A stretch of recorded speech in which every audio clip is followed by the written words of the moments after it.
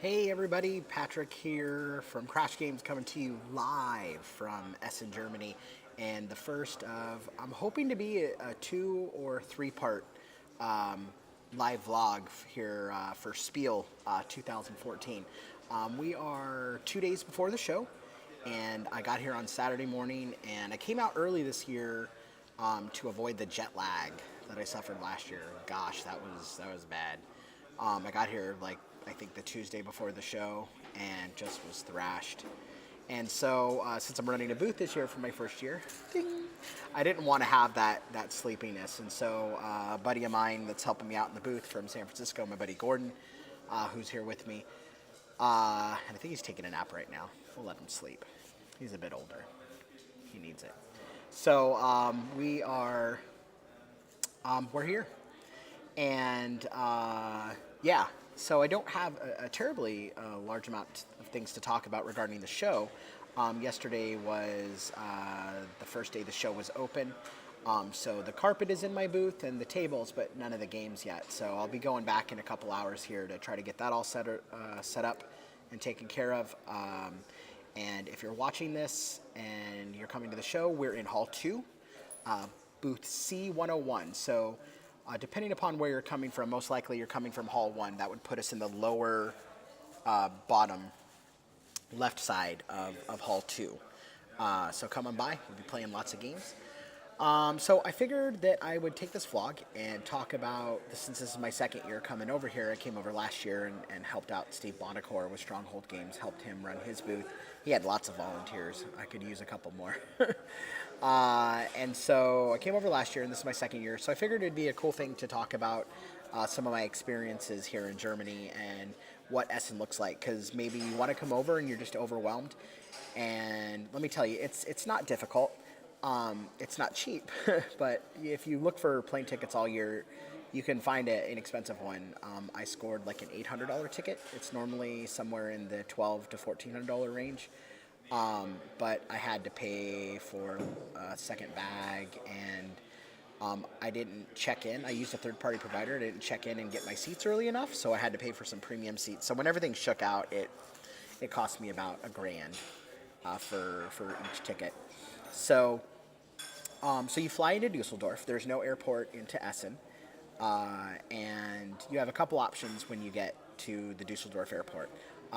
You can take a tram to take the train, and unless you're with someone that's traveled that way, and if you don't have a lot of luggage, that's a good option. But if you've never been here and you have a lot of luggage, just pony up and pay the 50, 60 euro cab ride, which is a fairly expensive cab ride, but so much easier. Just take you right to your airport, because you're probably going to be pretty tired.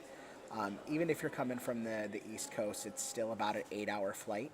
So if you're coming from Chicago, it can be a bit more. I was coming from Chicago, and it was about 9 on the way over. So it's easier just to get your bags and hop into a cab. And not really a big language barrier. A lot of people speak English, but if you know any German, that's super helpful. So I take the cab because I just have way too many bags. I have 3 bags and a backpack, and so just easier to take the cab and accept that that's going to happen. I took the train with Colby Dodge from Platt Hat Games last year. We were running from platform to platform and couldn't figure out what train it was, and we couldn't figure out what we were doing, and our debit and credit cards wouldn't work, and thankfully I had brought some euros over, and that worked, but otherwise it wouldn't have. Pardon me, I don't want to have dry mouth and hacking on you. So yeah, I'm rambling a bit. Tired this morning. There was some crazy person screaming in the town center. I'm not recording towards the town center because it's really bright and it washes me out, but I'll turn the computer here for a moment and you can see the Essen town center. And it's a great little town square.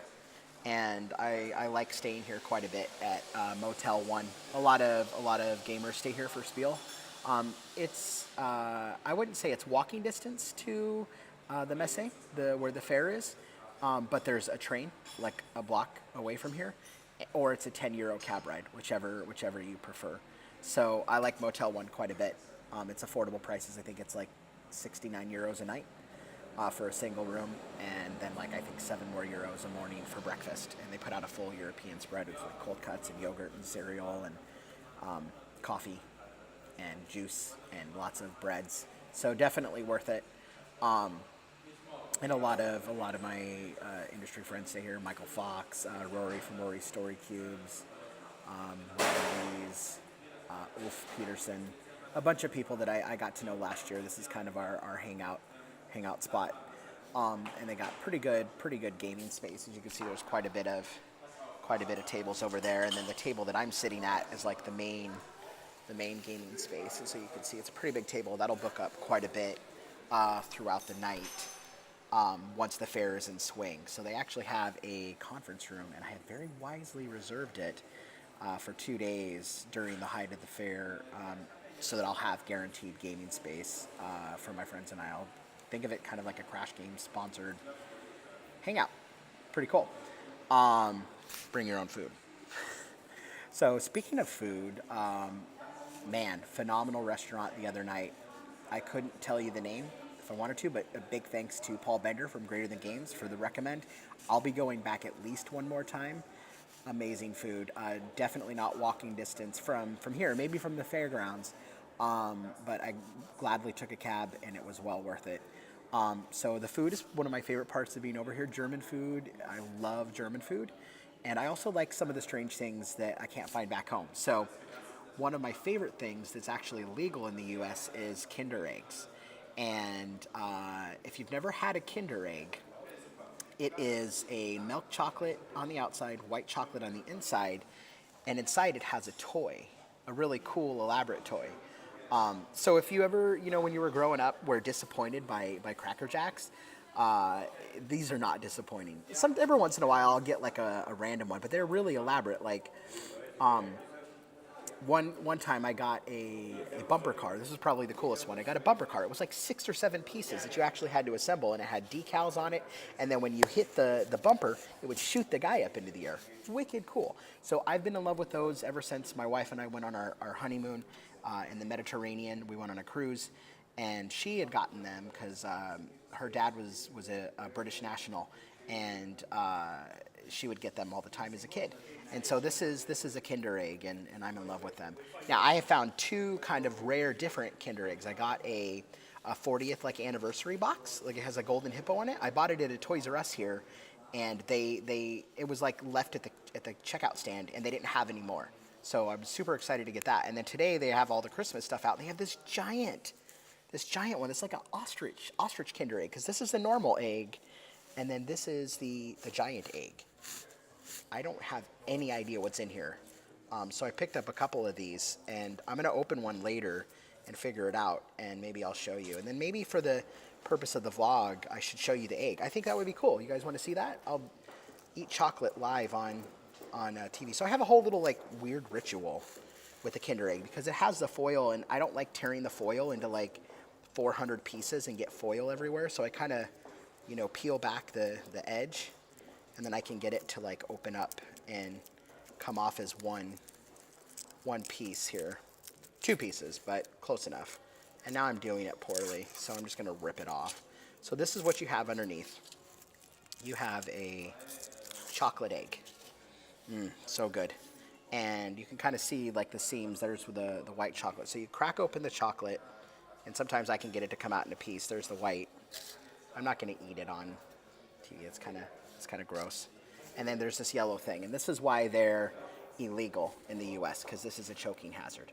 The real story behind that, gotta love politics, is they're actually legal because in the 90s, I believe, and I won't name the company, but there was a very major chocolate company.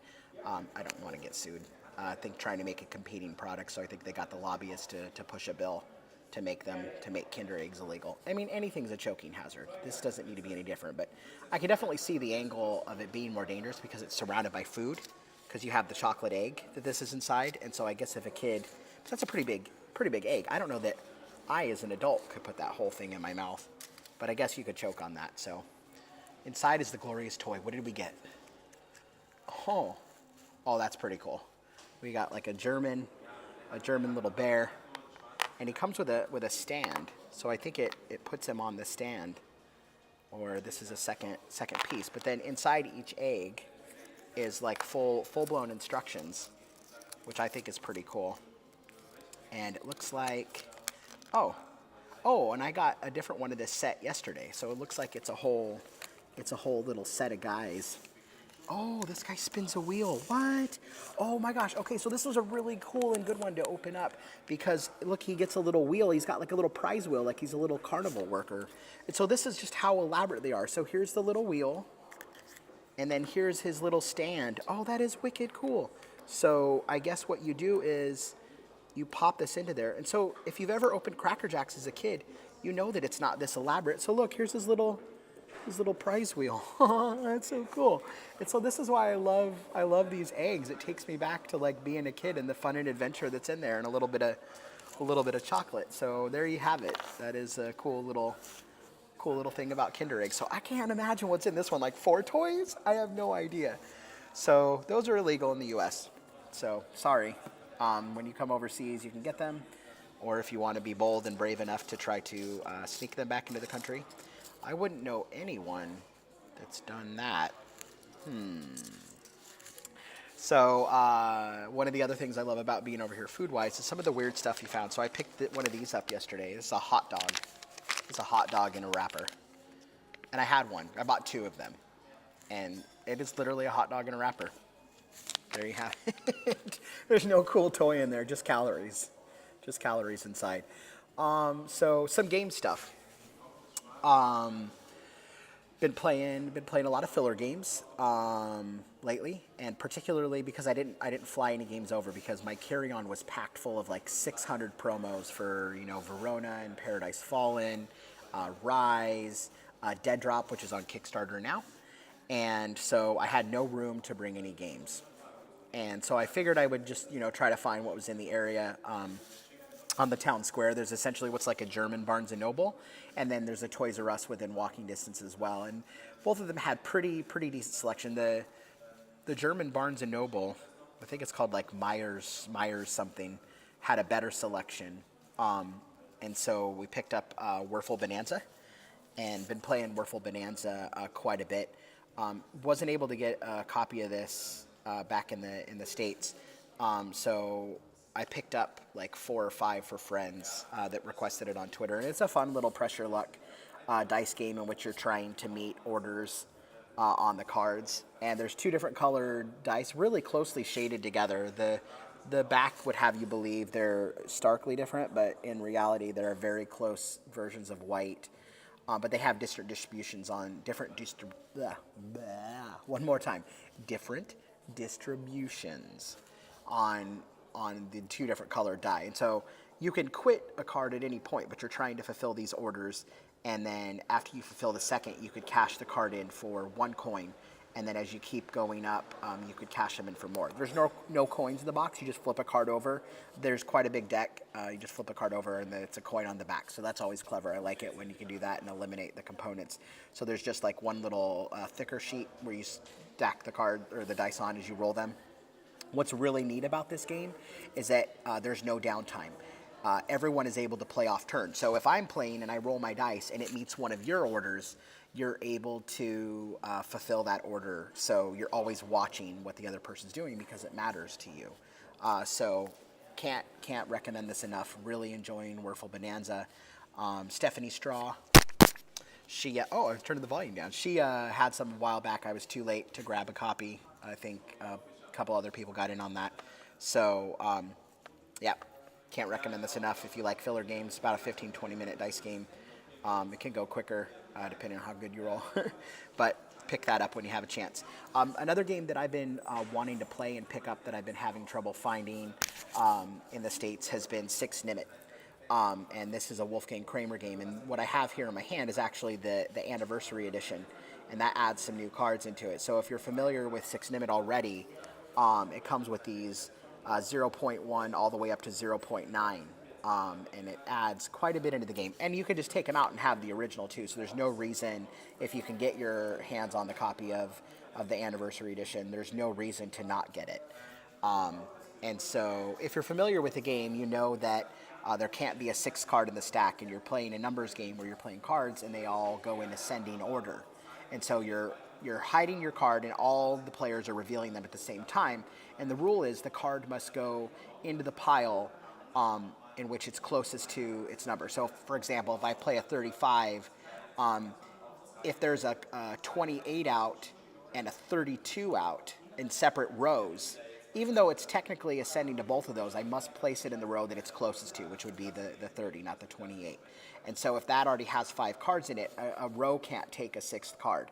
So then I have to take all those cards. And then you get cattle horns, and those are bad. So the cattle horns are on there. You don't want cattle horns. So like that 55 card is the highest one. That's 7 horns.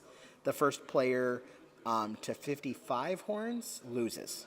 So you don't want those. So this adds in a cool variant where you can drop that. It gets to go first because whoever has the lowest card places their card first.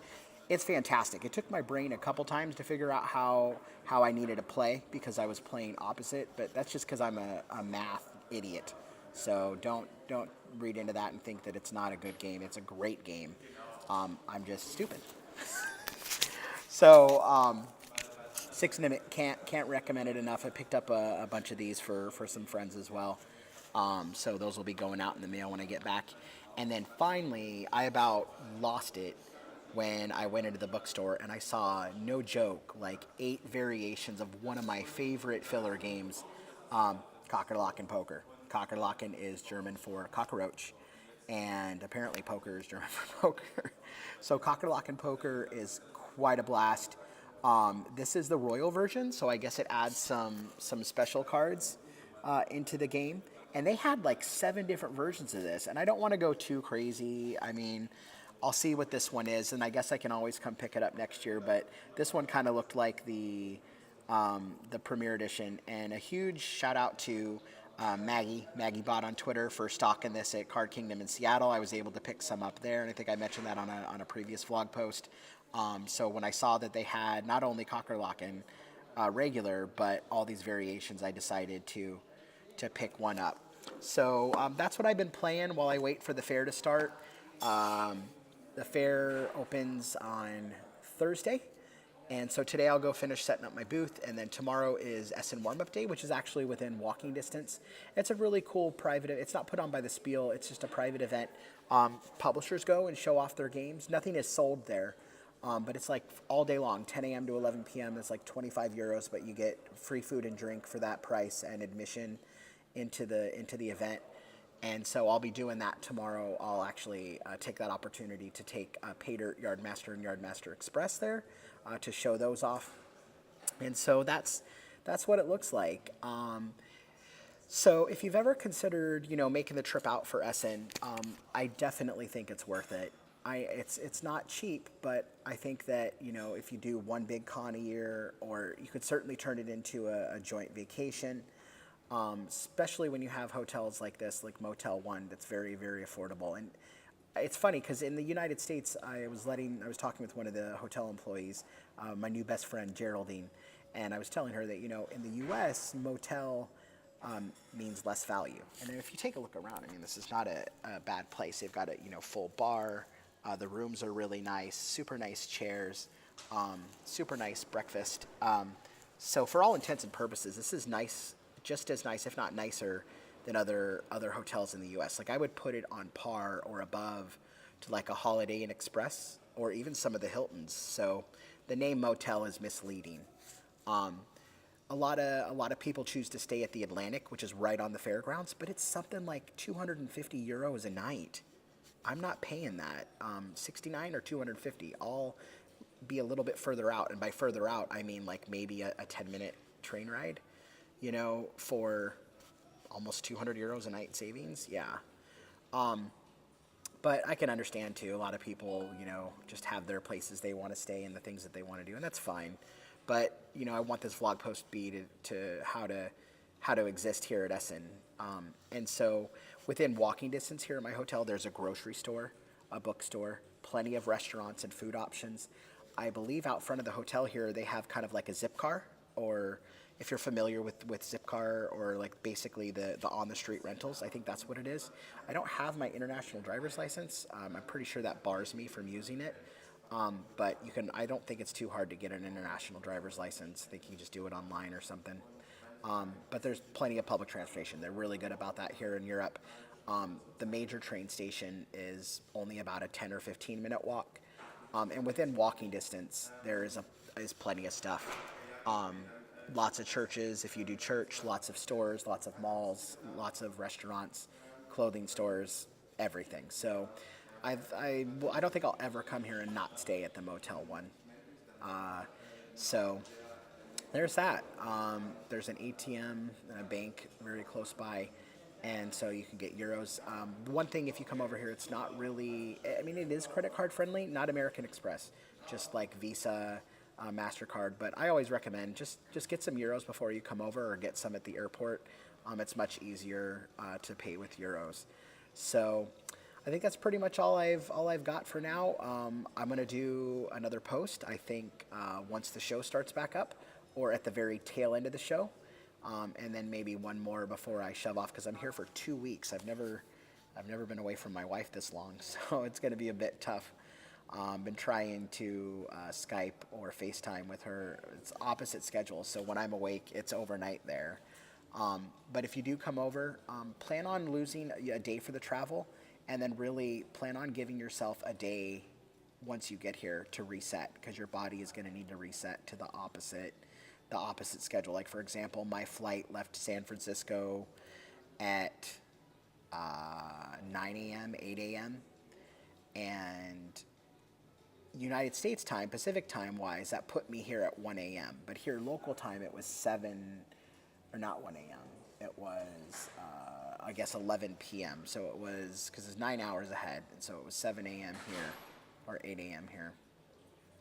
And so you're going to be screwed up for a little bit of time, but you can get over that. Just give yourself a day.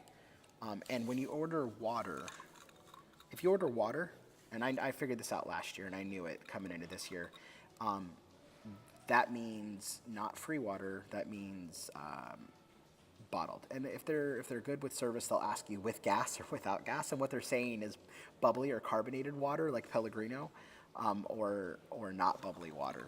And then, if you get a big bottle, it looks something like this. And I like the carbonated water. You ask for tap water or table water if you want regular water. So I don't know why I felt the need to throw that in. I don't have anything exciting to end on, except I'm really excited to be here. And thank you so much to my backers, the majority of you who understand how big this is for Crash Games and how much I need to sell some games in order to exist as a company. Thank you for your understanding. I'm very sorry that I had to go back on a promise, and hopefully, most of you know that really, really wrecked me. And it still is giving me quite a bit of grief. Some people just aren't happy, and I want to try to make everybody happy, and I can't. So all I can do is apologize, try to explain myself. If someone feels wronged by me, I'm more than happy to refund them and move on. But most of you aren't. Most of you understand and you get it, so thank you. And thank you for supporting me as a publisher and for supporting Crash Games. There's no way I can ever thank you for how much you mean to me and how much, you allow me to do, because without you, this isn't happening. And so this is, part of your journey too. You're the foundation of my company, and I won't ever forget that. And I'll never take that lightly, and I'll never take it for granted. So thanks for tuning in. Thanks for watching our first live vlog post here from Essen. And I'll be back here, hopefully. I want to try to do it mid-show. It may not happen. And there's lots of cool people staying here, so I may have one of them on as a guest spot. So thanks again, and take care.